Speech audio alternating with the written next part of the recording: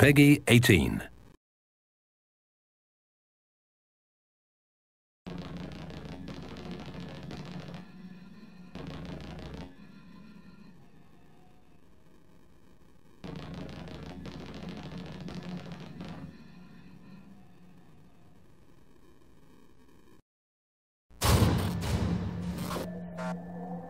Rhino Actual, this is Rhino 2-1. Does anyone read? Casualties are in the hundreds! Repeat, both Conestoga-class boats are destroyed. What happened?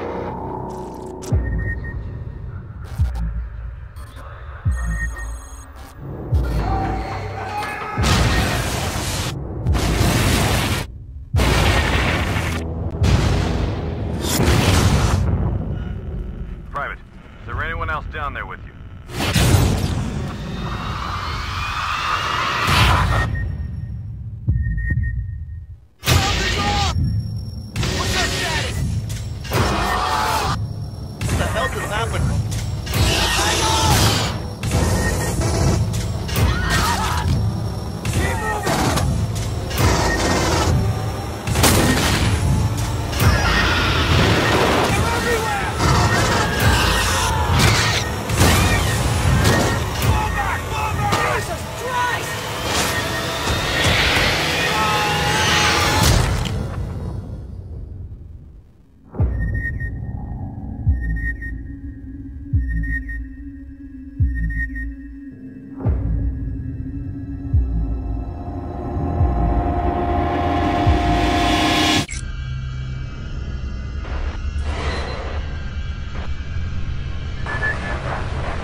One of the people that we had to contact was Sid Mead, right? Because he is the guy that invented the future, right?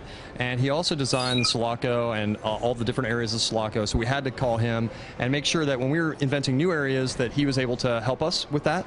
And also we were able to find out things in the archives that he had that we were able to see areas that we had never seen before. So yeah, you have to talk to him. So it takes place after Alien 3, right? But it's the sort of this, I'd say it's the sequel that we always wanted to see, or the spiritual sequel to the series. And so it takes place on Hadley's Hope. This time around the planet, we found that the Sulaco is orbiting. The last time we saw it was around Fury 161, which was the prison planet from Alien 3. So a bit of a mystery. Why is this ship back? And so we get to kind of be the guys that had been called in as a rescue squad to come in and find out what was going on. Yeah, we're going to see some more familiar faces in people like Bishop, who we've got Lance Hendrickson, who is acting as him. We're going to get to know more Colonial Marines. These are the guys that are coming in as a rescue squad, you know, to basically rescue the original team. They're finding out what's happened. But of course, you know, now those guys have all been lost, so we get to find out more about what was going on Hadley's Hope. The engine is Unreal 3, but it's a heavily modified Unreal 3. It's a proprietary renderer that we've created that's a deferred renderer with a really cool engine addition that basically lets us get that sort of chiaroscuro style lighting that you expect from an Aliens movie, right? It's got darks and lights and places for the aliens to hide. At the same time, things like the flashlights and all that kind of stuff give you the kind of feeling that you get from a camera in film.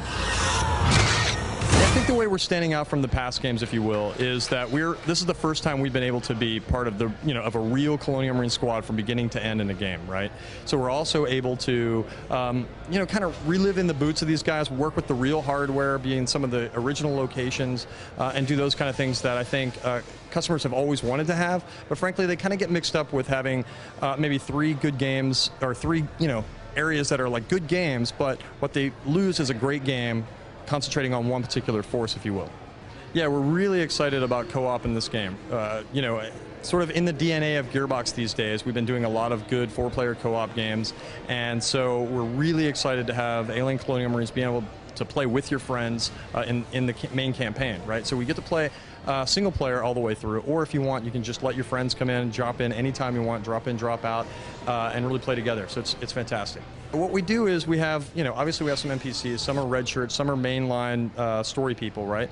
And so you've got those elements. But at the same time, you drop in your buddies, basically, and those guys add to the power that you have in the game, right? So they're not necessarily taking over a particular role or particular characters that were in the game, but what they're adding to it is more firepower, ability to kind of, you know, augment the squad and be able to decide who takes what weapons, those sort of things. There are times in the game where it'll be, you know, really scary. You'll be sort of alone and it's quiet, what you would expect from sort of survival horror, right? And the other times you have things that are really high action.